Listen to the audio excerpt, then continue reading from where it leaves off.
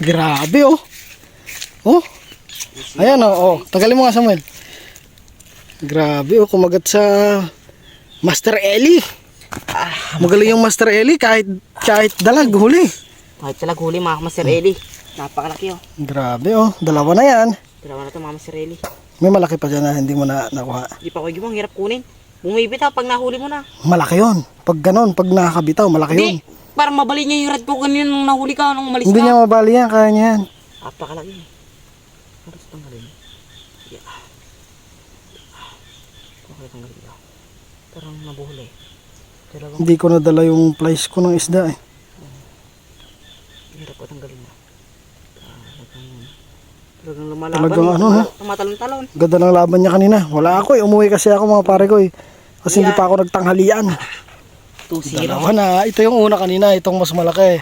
Ito yung bagong huli niya yung ano, mas maliit. Malaban talaga sila. Anong masasabi mo sa Master Elimino? Master Eli Mino talaga, magaling talaga. Kaya bumili lang kayo kay Master Eli ng mga mino niya. Talagang magagaling yan. Quality no. Naka-ultralight ang setup ni Samuel. Yung rod sa kanya pero yung reel sa akin yung pinahirap ko sa kanya tsaka yung Master Elimino. Quality.